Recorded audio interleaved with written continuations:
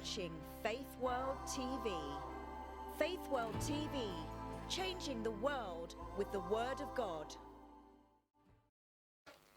A very good afternoon, good morning, and good evening from wherever you're watching us. Yes, welcome to a brand new week, brand new show. It's exciting. Don't forget, that is my favorite word, because the guest we have today is a very exciting one. He has done so many things in the entertainment industry, and it's no wonder we are celebrating him in our theme that says Inspirational Africans in the Diaspora. Yes, he's the one and only DJ SPAQZ. He is an international DJ. He is a producer. I don't know what else he does. He's right here with us. Let him share with us exactly what he does. I don't want to speak on his behalf because I know he talks. He can talk. Welcome to the show. Lazima nikupatie drum roll. By the way, I'm going to be slipping in and out some Swahili words. So if you're watching a regular viewer and you don't understand what I'm saying, it's Swahili. I'm just going to be inserting some Swahili words in between, and he'll be doing that as well. And maybe we can translate. What do you think? Yeah, that'll make the show really long. Yeah. Because it'll be like, yeah, I said this and then I said. But first, let me give you a drum roll because you deserve it. DJ SPAQZ. I appreciate Oh, do that scratching. Chicka, chicka, chicka, chicka, chicka, DJ SPAQZ. DJ SPAQZ. Oh, wow. It's been a while. Nice Yeah. to meet you as well after a long time. You've been busy as well. Listen, I'm even growing gray hair since the last time I saw you, maybe 10 years ago. Yeah, And you're not even cracking. Is it the perfect example of It's black don't crack? It's living nice, living nice, not thinking too much, not worrying too much about things. And holidays all the time, or is it work holidays? Work because holidays. every time you're always like you're traveling this country, that country, that country. Is it work holiday? As Yeah, a so DJ? so normally what I do is when I'm going out to work, so I always have a few days where let's say if I go to a city, let's say in Germany, so I'll have like work, and then I have like a day or two just to travel and see the thing. So I always have that as a package. And now we have brought you to England. So you come all the way from Ireland, right? Yeah. That's where you're based. Yeah. That's where I'm based. I'm based in Ireland, but I have my origins in as an African. I have my DRC origin and Kenyan origins and all African origin, every origin. Are you 100% Kenyan? I'll say, yeah, I'm 100%. I'm 100% African. I'm 100% everything. Let's be specific, because some of us are claiming to be No, you can 3% claim, Nigerian, you can, 2% Congolese. Look. Yeah, You can claim I'm 100%. It's fine. There's no problem, because as well, when I'm big, I'll be happy to be claimed by every person. Yeah, it'd be a good thing to be claimed by every person in the world. Even the Irish will claim me. I know. They'll go like, listen, he's 100% Irish. Now, you are very inspirational. I mean, I've watched your journey from, so many years when you started. It wasn't an easy scene to get into, but you have grown. Obviously, people will be watching now who want to be inspired by your growth, where you started and where you are now. So talk us through, when and how did you start in this difficult industry to break? Yeah, so basically, I'm a music lover, and the love was shared through my dad. Then, he used to have a band, so I used to do the rollings Is that in and Kenya? everything. Yeah, and he used to have a band, and so the band, you can check it out. It used to be called the Shaka Tumba Band. Shaka Tumba. Yeah, Shaka Tumba Band. So it was. I think I heard of that band. Yeah. It was a very famous band, and playing Congolese music and playing some African, other African music kind of, and also like he was a good writer as well. So Right. yeah, so he's no longer with us, but I got that passion because I was always around bands. I was always around people that do music. So the behind the scene, I could be there like when they're writing a song from the beginning and trying to write a melody, But you know, at that time, I think at that time I wasn't so much keen on it because when you were young. Because it was like my life, like I was used to it. Yeah. You know, when you're used to something, you took it for granted. Yeah, It was exactly. there. What, did Yeah. your dad play instruments? Yeah, he did. He played nearly every instrument, and he was a singer and everything. So it was cool. Like it was cool to grow around music, and there was a lot of people coming to the band and going and coming. So Yeah. I've seen it all, you know. And but I didn't choose to go to the musical thing of maybe I'm gonna play an instrument, Right. which I was being encouraged to by the band members and everything. Like, yeah, you should do something. You should do like your dad. Yeah, but I was But like, you just no, I was like, no, Yeah. it wasn't my thing. So I Yeah. was like, you know, I was more into the DJ part because I thought it was Right. very cool. It was very cool. So I was Mixing, more, mixing and the whole vibe. So I was more into the DJ stuff, and I would try and replicate what they do and what I see. You know, when you go to a party and you can see the DJ playing. So I'll try and use like different stuff to try and replicate what they're doing. Right. So that's what I ventured into the DJ thing, and then I Was I that moved when out. you were in Kenya? You started Yeah, when DJing I was in Kenya? when I was very young. When I was very young, yeah. So I was doing that stuff, and then I ventured into. So I ventured outside, so till I landed in Ireland, and in Ireland I wanted like to diversify my, because I love music. I don't like doing just a specific genre of Like music. being seen as like Afrobeats Yeah, or African. yeah. It's not about being seen. It's like I love music. I love just music generally. So it's kind of I get bored. Let me just say that I get bored if I'm doing the same kind of music on and on and on and on and on. Right. Okay, so I always like, I'm gonna play Afrobeat this weekend, and then the next time I'll be playing some dance music. The next time, I'm in a rock. music. You know, Yeah. that it keeps me more interested. You know. Right. Yeah. Right. But now later on, I started getting back into the production. I like the piano, so I like playing the piano, right? Right. That was my favorite instrument that I wanted. If I ever gonna go into a band or anything, I was gonna be a piano player, right? So because I like the piano, and I ventured into like, okay, I'm gonna do music production, and I start seeing like most music producers are using the keyboard to do the drums and everything. Yeah. And I'm like, hold on a minute. That's the instrument I wanted to use to play, and now it can make drums, it can make melodies. Yeah, so I got myself a first MIDI controller, which is I think 25 keys. Yeah, I got one. Yeah, I got my first. This program we call is made by Propeller Head, right? So it's a very old school kind of. It was one of the things that people used to do to make beats. Right. So I bought myself one of them, and from there now So that's before the digital era where people make music now digitally. You were It was analog, like. No, it was because it was I could use the keyboard, the keyboard. with the software. Right. Do you understand what I mean? Some people still do use it, but for me now I don't really use it that much because I can do all the keys as long as I know the basics of music, so I can do all the keys on the app now. Right. So it's right. easy. It's not that hard, but you still have to have the basics as well. Yeah, so it was I know I'm rolling on, but so that's how I started. So I started production, which you can see some of the first songs. If you go on my Spotify, what I did is I uploaded them. Yeah. I didn't want to be perfect, because most people would say I want to release a perfect song. Okay.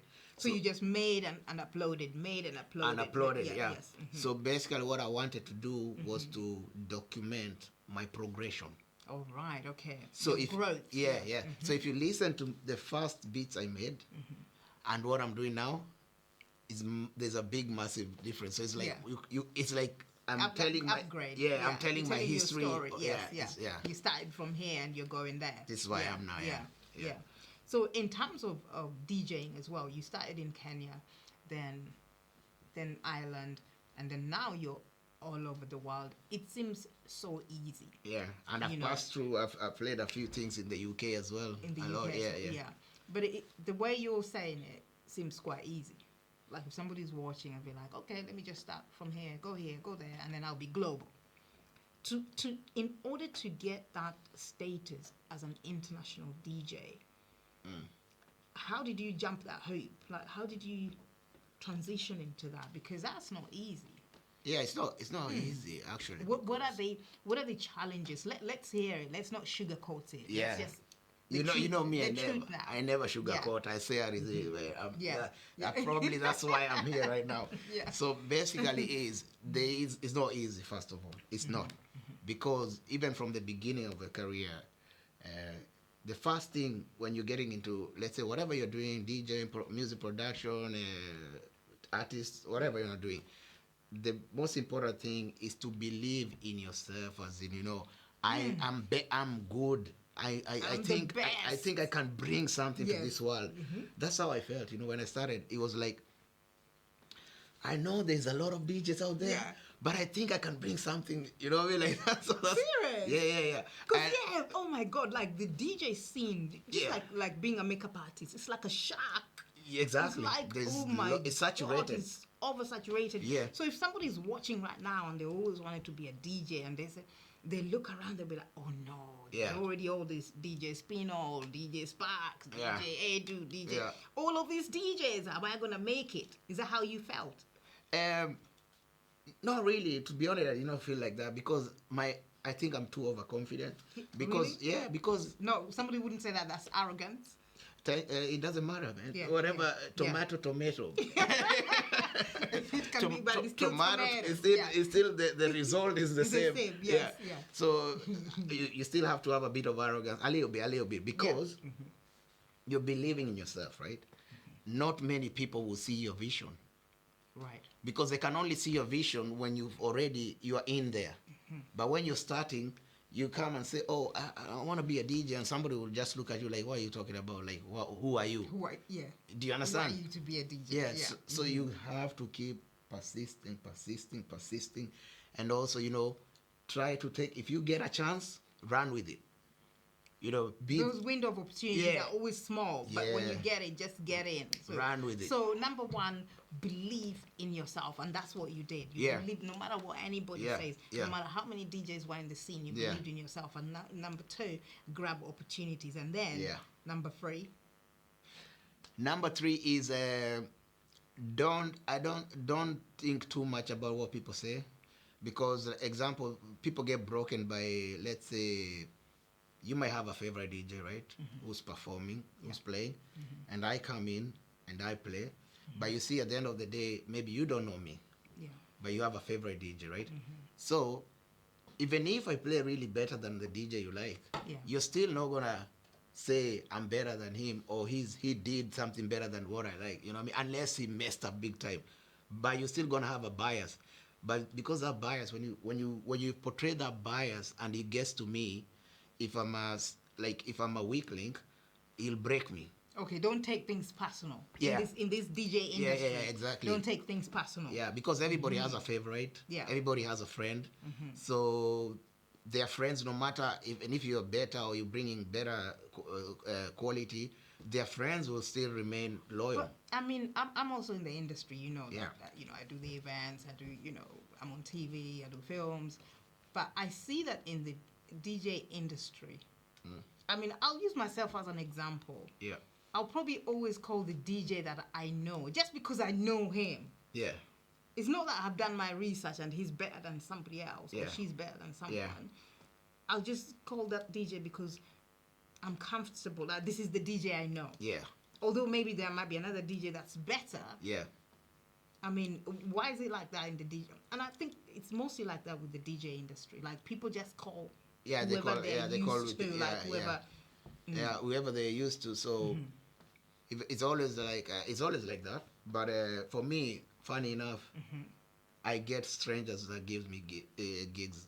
Yeah. Like people that they don't know me, they're not my friends. So I get contact you. Yeah, I get. So because of your accolades. Yeah, I get more gigs from strangers than my friends or Serious? family. Yeah. But it's always like that. That DJs get Yeah, gigs from their friends and family. yeah.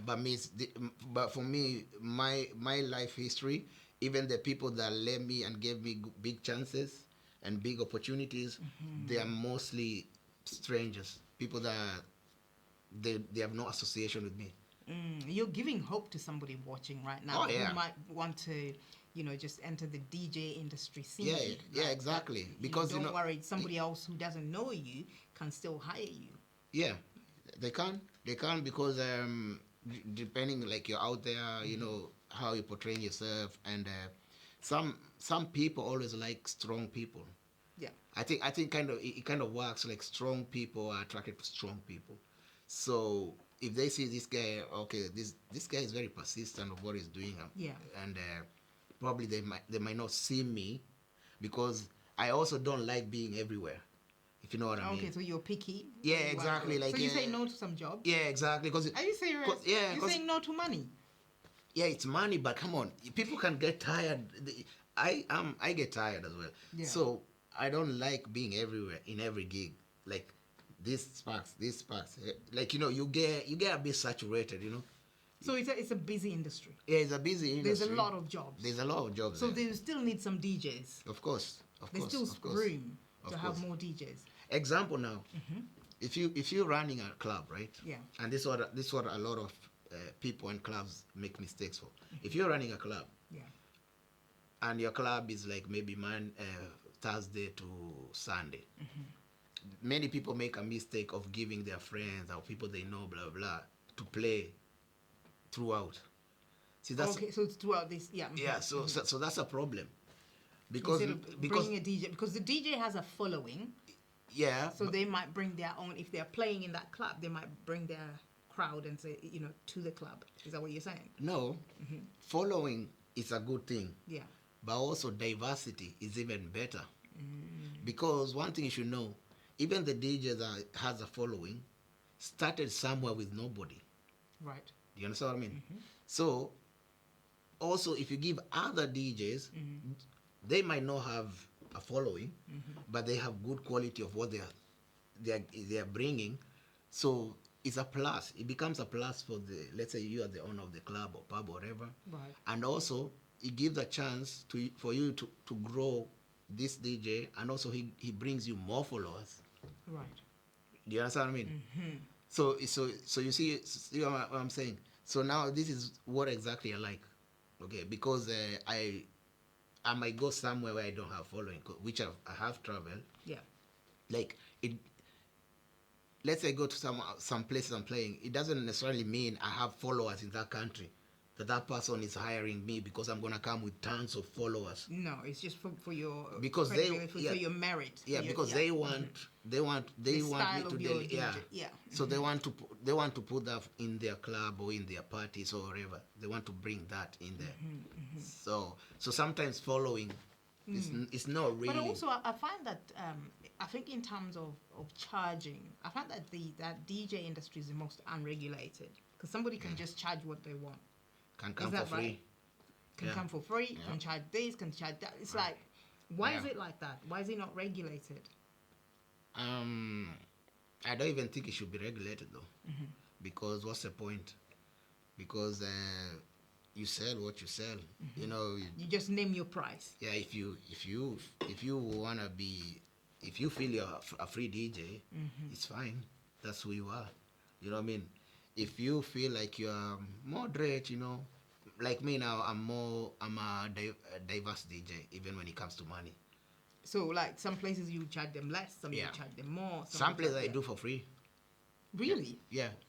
Some places I do for free. Yeah. Like sometimes I do charities and stuff like that. Sometimes I do it for free. Like, sometimes, not all the time. Well, I do charge some charities. I've noted that. Yeah, so I'm very versatile even with my pricing. Some places I go pretty high. And this is another thing I also tell people: don't be telling DJs like, "Oh, I can get that DJ for free, that DJ for 500." Do you get that? How do you feel when somebody tells you that? You feel like you madness. want to strangle them. Yeah, it's total madness. Really? Yeah, because we are not the same. So if So you, when they mention another DJ to you that you don't rate, how do you feel? Because I know, I'm not saying it's about hating, Yeah. but kind of you just feel like, well, why would they even mention that DJ? It's not even my level. Sometimes you feel that way? Do you feel like no, offended that way? I don't say it that way though. No, I don't but you don't I say it. I don't You feel don't like feel- I you don't say feel- it's not Yeah. my level. Yeah. I don't do that. Normally, what I do is when you mention it, it doesn't matter because also sometimes somebody will mention a very good DJ and say that DJ is taking this much. Yeah. You know, obviously. But if they mention a DJ that you don't rate, you feel is not good, But and I that think, DJ is taking how do you feel? to be honest, I don't think about DJs that Yeah. I don't rate. Yeah. To be honest, I will have a problem more that you are trying to twist me, to kind of blackmail me that there's another DJ who can do it cheaper. So not really about the DJ themselves. It's about the money, yes, yeah. Yeah, but the fact that you're trying to blackmail me monetary wise, that you that one can take it. You get that a lot, isn't it? As Yeah, DJs? you do. Yeah, you do all the So time. You have to have, like, emotionally, you have to be intelligent. Yeah. Very highly intelligent in that. Yeah, and How you respond. yeah. So normally my response is pretty much easy. It makes it easy for everyone. I'm just going like, go with that DJ. That's what I'll respond to you. But to be honest, this is like an honest, open question. Yeah. Is that industry, the DJ industry, is it lucrative? Is there a lot of money in it? Just be honest, because we all want to come and make money.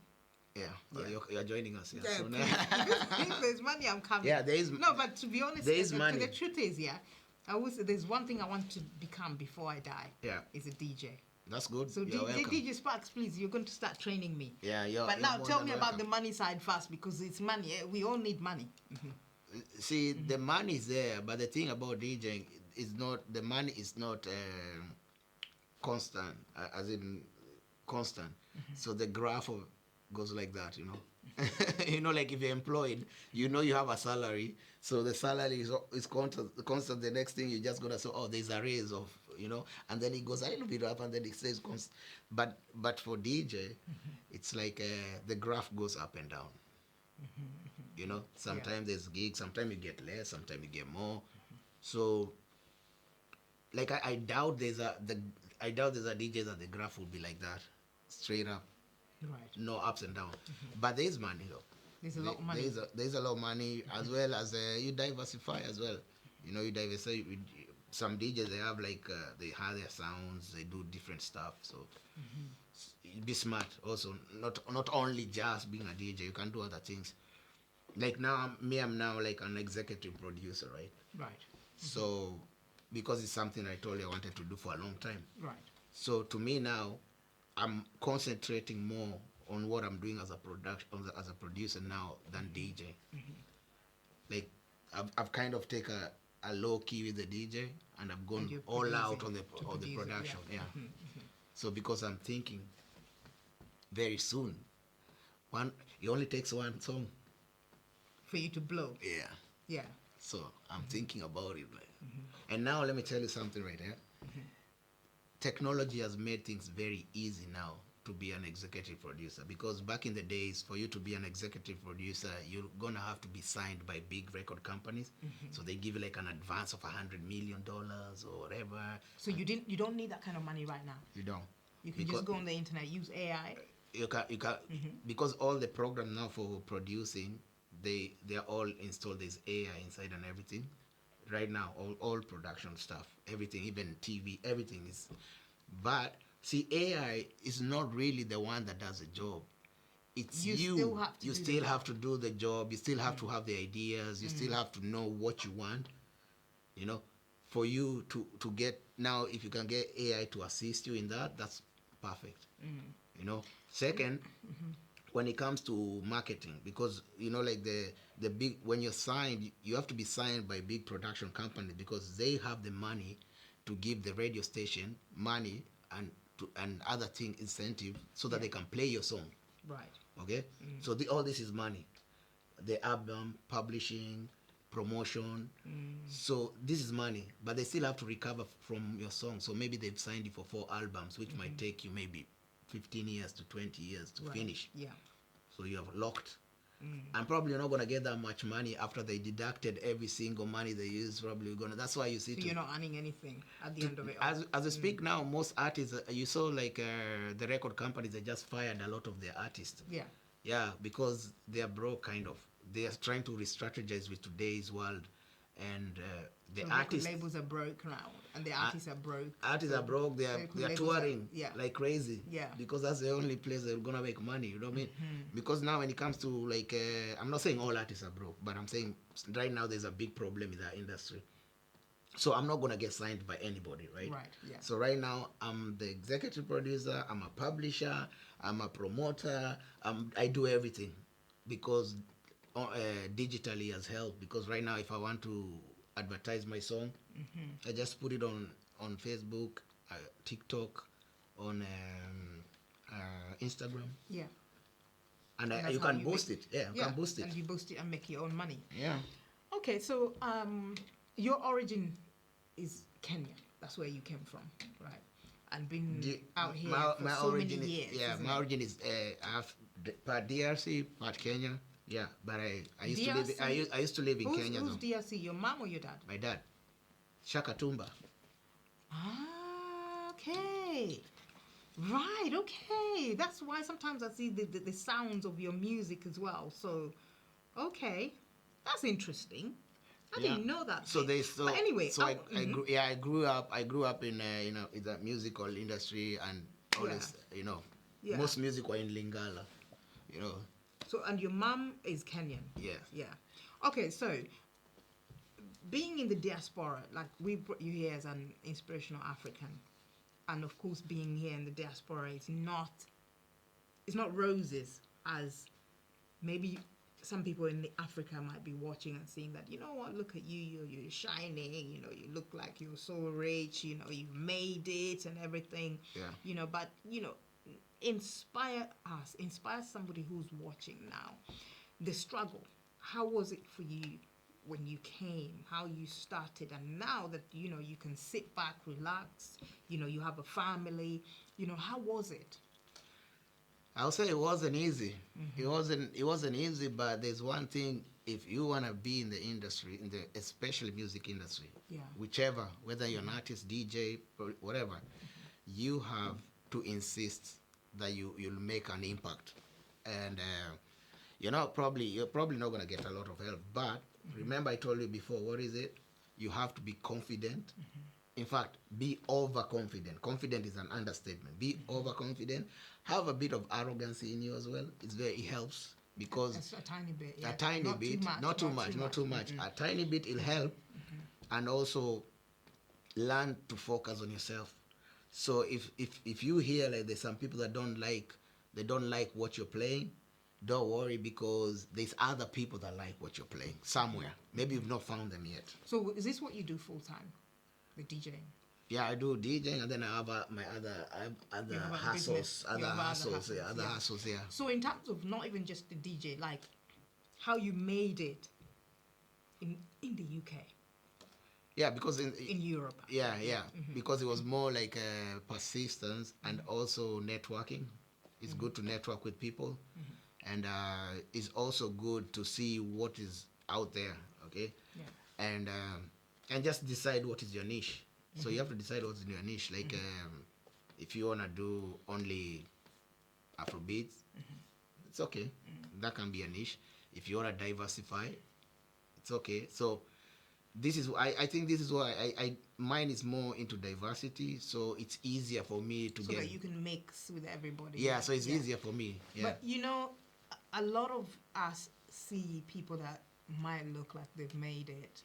Oh, they look like they've made it, but there's packaging. How people packaging. Yeah. Would you recommend that? Yeah, it's good. Yeah, package yourself so that you look like you made it yet you haven't made it.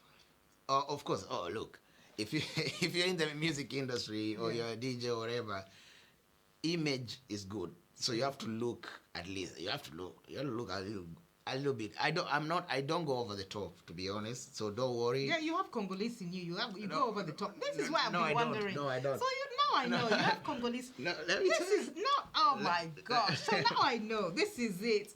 No, but the what I'm Congo saying, swag. what I'm saying, I actually do. I'll tell even the DJs who are coming there not to feel pressured about the looks, because sometimes you go overboard. No, that one you're lying. No, No, I've not this seen is, any this DJ is my who point. has not. This is my point. All over DJs No, always have. you can have a look, but what I'm trying to say is you don't need to spend a lot of money to have a look. Do you get what I mean? So you can. Well, you want them to have fake brands? No, wear fake I don't brands. wear I don't wear even bling bling. You see, I don't wear any bling bling. This is the only bling bling I have. My Irish flag, Irish and Kenyan Kenyan flag. Yeah, flags. I don't have bling bling. I like. But this one I liked it because it has a nice message. That's why I bought it.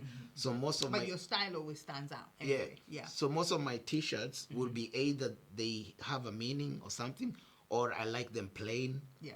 So yeah, and it's not expensive. So I don't really do much brands. So I don't spend much, but you can still look good. You know, depending on your niche, you can still look good. You know. So it's about the packaging, because you're in front of an audience who want to identify with looking nice and steez and all of that. Yeah. And also you can see my trademark here. You can see my trademark here. Yeah. So you've managed to juggle work and family. Yeah. Talk us through that, because well, in the industry that you are and having family, how did you marry those two in?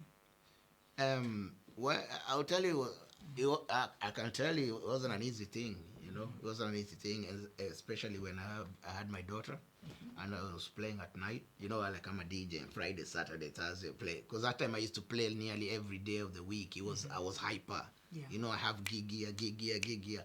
But there's one thing, but now, the problem was, every Saturday, I have to wake up and go and pick up my daughter, so we go out. Or I chill with her. After you've played all night on Friday? On Friday, yeah. Oh. So now on Saturday, I have to pick her up, and then we go out or something, or chill with her, right? And then I might have a gig on Sunday. Yeah, so you can imagine how hard that was. Oh, wow. And I did it for a lot of years as well. So it wasn't easy. And then my son came as well. So you can imagine, like, I was still DJing, juggling this, juggling that.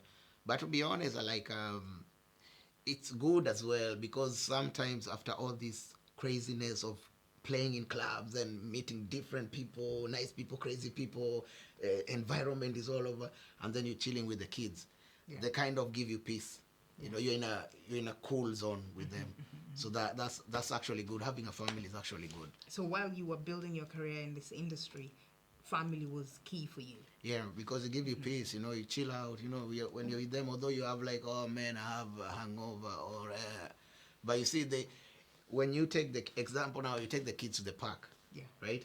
You have a hangover, you're sleepy, but you see... How many times did you do that? So many years. Yeah. So because they're excited, they're in the park. Yeah. So maybe you're just chilling there, Thank God nobody disappeared with your kids while you're dozing off. No, you can't doze off. With the kids, you can't doze off, because immediately you sit down and you're thinking, let's say you sit down, you want to relax. Yeah. They won't let you, is it? Because they'll come and say, I want to go on this one, I want to go on this. By the time you realize, oh yeah, okay, the day has gone, okay, thank God. So you can't, And I guess they're grown up now. Is any one of them taking your route? Anyone thinking, okay, I want to be cool like Daddy? I don't know, man. I don't know. I know. Or do they? First of all, do they think you're cool? Because they're Gen Zs. Do they think you're cool? I think. Be honest. I think they'll be watching. Don't lie. I think to be honest, I never thought. I don't think my daughter, or I don't know, maybe she'll tell me one day. Yeah. But I think my daughter and my son kind of see me as just a dad, probably an annoying one, maybe sometimes. They don't. I don't think they look at me like I don't. Okay, so my dad was a DJ. I'd feel like, oh my God.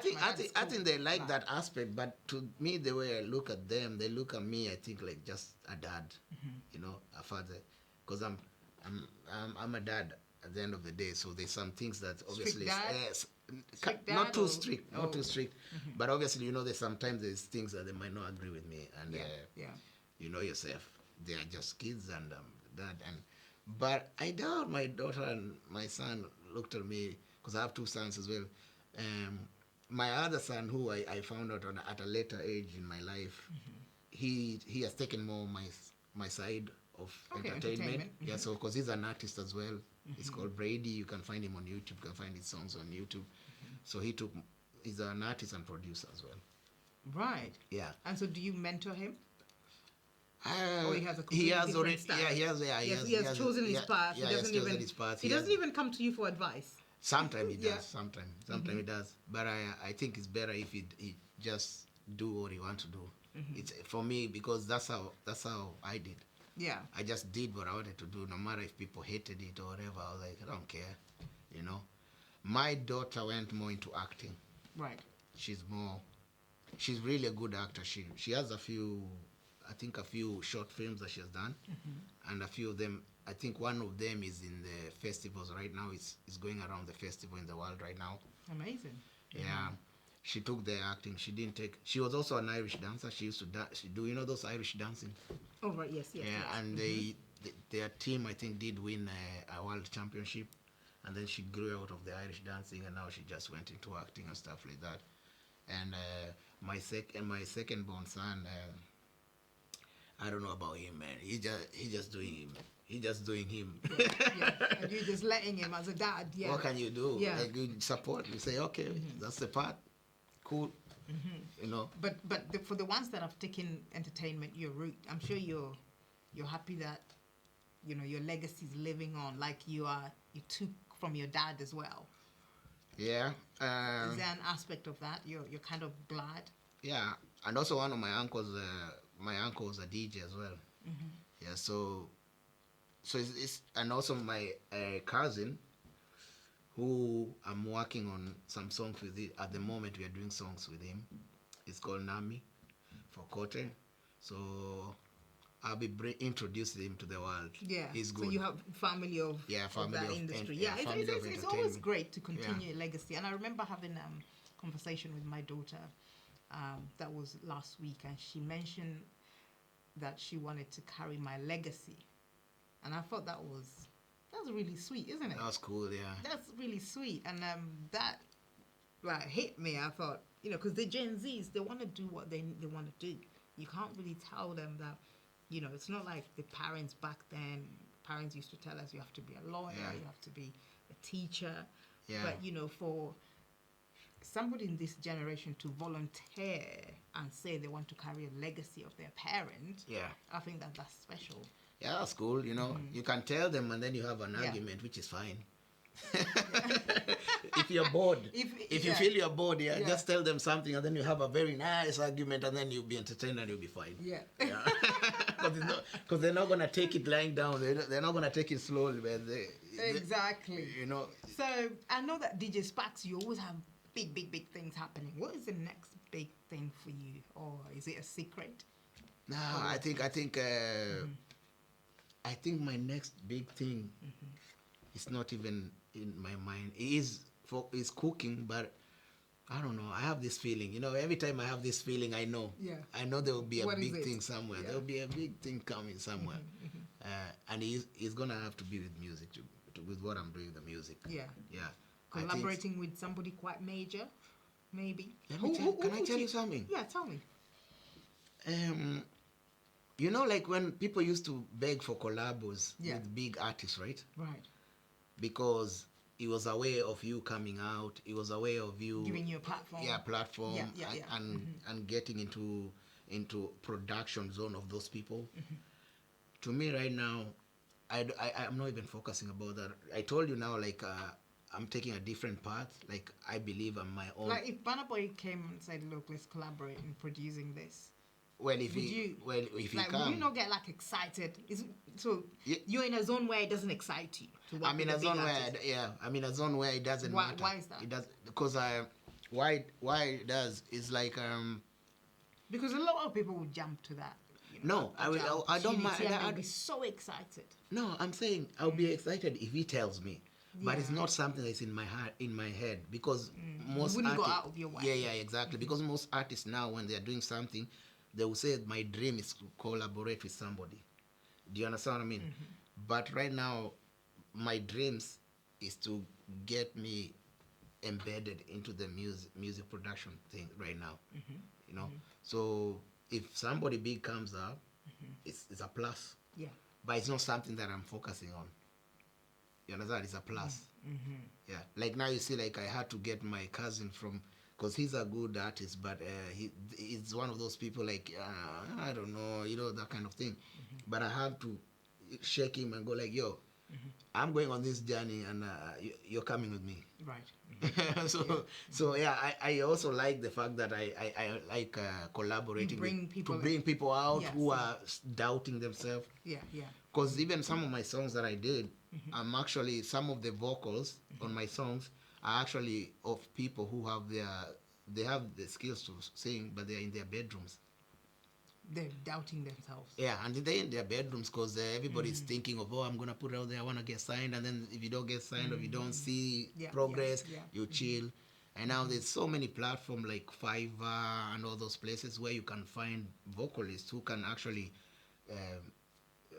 just bring out an idea of your song into Yeah. a vocal for a price.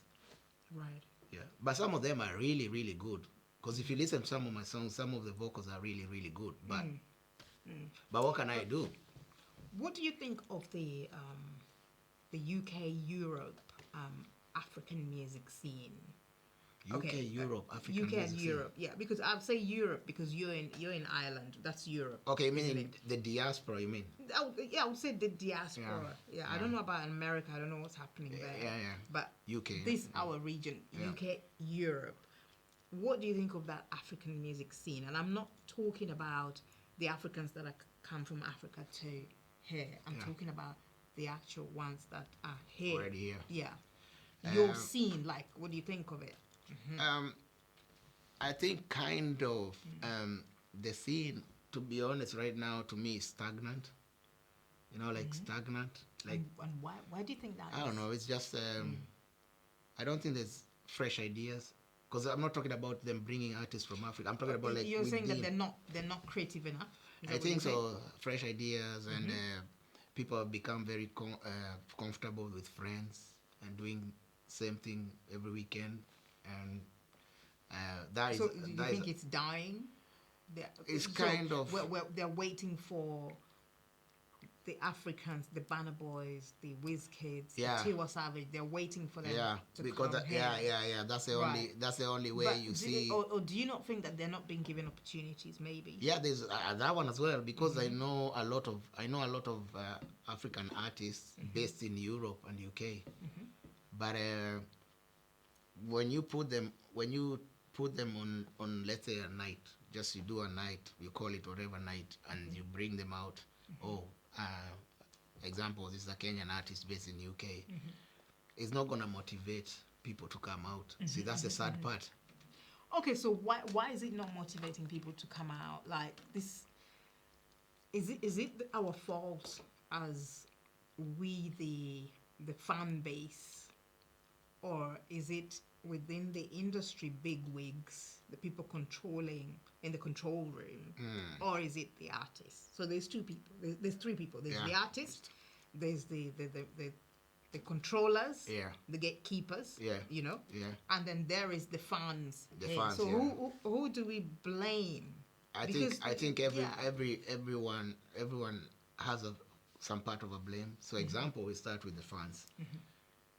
The fans kind of, to them, they are going to spend. Probably they're gonna pay entrance fee, and to Which them, is not usually a lot.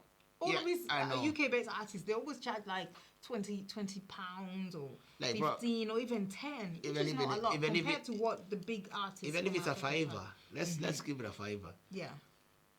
Somebody will be thinking, why should I go and see this person?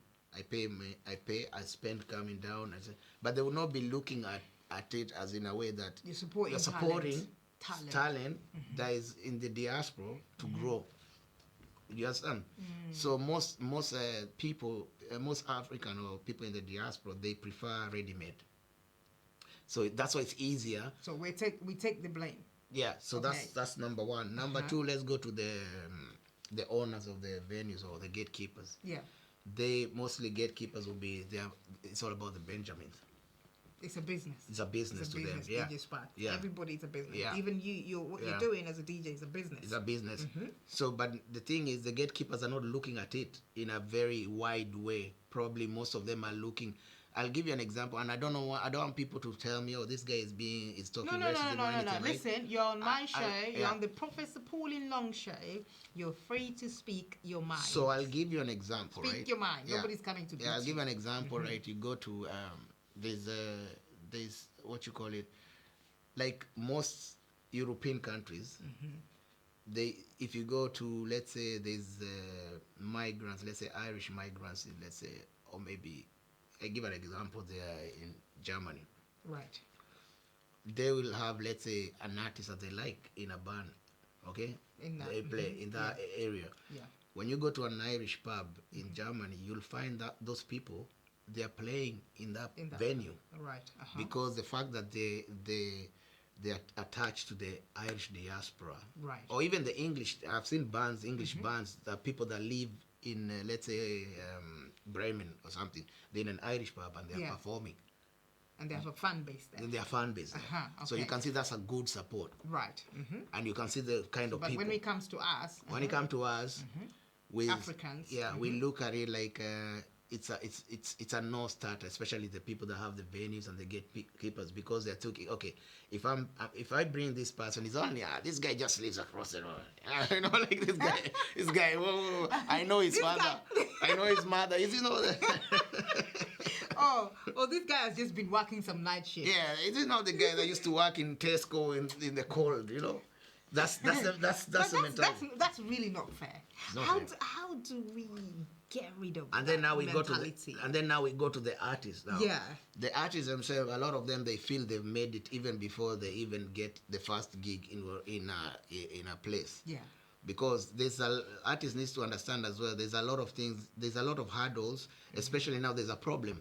Yeah. So now there's other times you're gonna have to go out of your way to squeeze yourself into this space. Which means you might have to spend money to come and perform for free, but still make sure that you're out there. Exactly. Yes. Because being an artist it's a money minting venture. It's not easy. So that's my take on it. You know, it's just. So how do we resolve this? How do we resolve it so that we make sure that this industry is not dying? I think we just stop being petty. Okay, who to stop being petty? Everyone.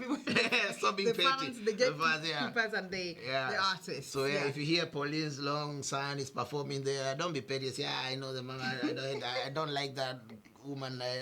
Think about the person who's trying, and it's not easy to, as a person of diaspora origin, to make it in Europe. So you need the people in Europe to support you. Is it? Yeah. Having said that, there's a young man that I've mentored for years, and he's come up with this Afro industry concert. Okay. In London. You know, every 3 months he brings African artists to come and perform. Yeah. But still, that kind of platform needs money injected in. Yeah. Yeah. You know. Yeah. But then also going back to what I was saying about packaging. Maybe this UK-based or Europe-based artists need to package themselves. You know the thing about you said that they've arrived before they arrive. Yeah. But maybe they need to do it a little bit more. Yeah, to package themselves. Package them because I think that's what. Because example, that's an attraction, I'll right? give you an example. There's a lot of especially all these drill and grime artists. Yeah. They're of African origin. Yeah. And some of them are doing good, and some of them are still struggling. Yeah. And there's a big generation example for diaspora, the Gen Zs and all that. I think if they get behind all these artists, they're gonna be big. You know what I mean? I know, kind of. We know how Stormzy became big. He was, he's also kind of part of a diaspora kind of thing. Yeah, But- Stormzy, I was there when he started from nowhere. I even Yeah. supported him at my Yeah. film studio, when he had to shoot, when he didn't have Yeah. money. I supported him, I Exactly. gave him a platform. And I think that's what like the venue owners Yeah. should do. Give a platform. Yeah, exactly. Support. I know that it's And a there are many, business, yeah. their venues are businesses, but there needs to be that understanding that if I support, and maybe these artists, when they come back, when they blow, Yeah. they might come back and support the business, which I don't know whether that happens. It I don't it know really whether that that's happens. also what thing I I think don't about know artists. whether that Artists, if you happens. help them, I don't want to name names, No. but also for me as well. But that's what I'm saying. Supporting at the film studio, I supported some artists when they were like, they didn't have, Yeah. just give them free studio, Yeah. shoot your film. These are studios where you pay nearly £3,000 or £5,000 a day.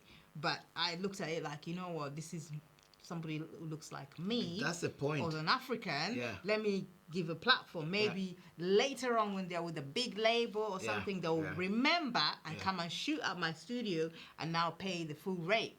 But that did not happen. But you know what? It didn't happen. Can And I tell- can I- for can I a tell- lot of those artists that are supported. Can I tell you that? Can I tell you for a fact But that before you thing? continue, but can I just say Stormzy always came back. I think Storms is a very humble yeah. person. I think so. Yeah, But so come on, this is you a were saying, problem with yeah. artists as well. They always have this thing of forgetting, and just disappearing and then coming back when things are tough again, and that's not cool. It's called I scratch your back, you scratch my back. So, and a lot of artists that have lived that way, they never had issue. They never have problems. They never have issue. You'll always see them. They're somewhere. They are cool. Yeah. But more, I would say 60% of artists are the disappearing ones. So the ones that even you as a DJ, you've Yeah. supported them. Oh, yeah. From Yeah. from ground. Yeah, And then when they many. get up there, Many. now they'll come and look at you like that. If I give you the names, which I'm not gonna do now, you'll be shocked. Later, you can give me. In we can private. find them. In Yeah. Yeah. But I get what you're saying. But people don't realize that what you're given, you must also give back. It That's should be the like principle. that. Yeah. That's the law. It's kind of, it's basic. Yeah.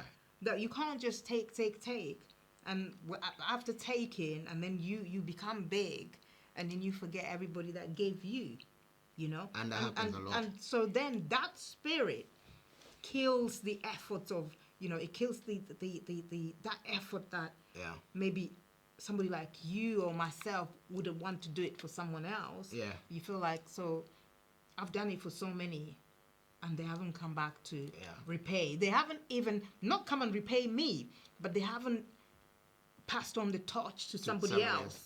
But Do you you know know- what I mean? yeah, They but haven't gone and helped someone else, Yeah. which is a shame, really. But what I say is, as in the same thing in the world, what goes around comes around. Because it's the same artist that will be going out and tweeting that, oh, they helped somebody else, and those people forgot about them. And you go like, wait a minute. Did you not... You understand? You'll have that question like, you were helped by this one and you never even gave back. So it's... You never gave Yeah, back. what goes around comes around. Yeah. So if you live that way... But also, do you think that if there's a united front with these African artists based in the diaspora, then they would go somewhere far? Do you I think think that's so. that unity as well? Like disunity is part of it Yeah, as disunity is a big problem. By example, I'll give you like Diaspora. We talked about Stormzy, Jehu's. There are many. Yeah. There's a lot of them. So you can imagine if all these people come together to build some kind of a platform or something to do, or a concert or a big festival. Yeah. You can imagine how good and successful it will be. And the collaborations, because you see Yeah. a lot of the big artists in Africa, they collaborate a lot. Yeah. There's this easy way of them collaborating, Yeah. without anybody thinking they're stepping on someone's toes or grabbing someone's platform. They're always supporting each other. So But- do you think that's something that Diaspora should emulate? Yes, because I tell you. Supporting each other, like Yeah. if somebody has brought a tune out, you're quick to share. Do you know what I mean? Yeah. Because that's what the big artists do. But you do know the industry has changed so much, right? Yeah. Like as we're talking right now, there isn't much need of the promoter, the guy in the middle. That's the other thing. The Yeah, promoter because is gone. because right now, example now, Burna Boy, Yeah. when he does a concert, it's him that does it. Yeah, it's him. It's him. So It's he him. takes His own management. he takes that's it. the stadium. Everything goes to him. So he has no promoter. Yeah. See, the promoter have messed themselves up because Yeah, we all know because that promoters interaction, are, that interaction between the fans Yeah. and the artist is now one way. one way. There's no Because- middleman, which because is a good thing, I think. It's a good thing because the promoters have been notorious. You know, the middleman, because they're thinking so much into the money, and so they kind of overlook other things, which hurts the consumer and hurts the artist, and the arrogance of the promoters. Right. Yes. Because some of the promoters, they were like untouchable, right? They're the, I'm the telling you. gatekeepers. They call themselves the gatekeepers. Yeah? I'm telling you, we can't name names, but So right now, there's no gatekeepers anymore. There's no gatekeepers anymore. But yeah, so oh my goodness, it's been amazing to have you on the show. We've run out of time, but I'm sure, no doubt, we'll come back and talk more about, because this industry is huge. It's there's a lot to uncover, and as you said, there's still gap for many DJs to come in. So thank you very much for coming all the way from Ireland. You're welcome. To right You're here welcome. in London to, share with us your inspiration. Yeah. Thank you so much. You're Thank welcome. you. Well, for viewers at home, thank you very much for joining. And I know some of you would like to get into this industry that my guest is in. So you can go on YouTube, watch, and get inspired. So thank you very much for staying with us. And until next time, stay blessed. Thank you. Goodbye.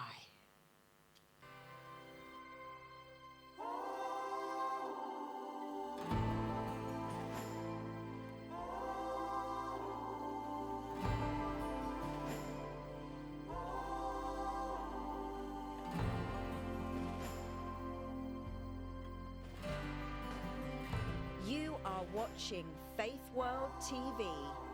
Faith World TV, changing the world with the Word of God.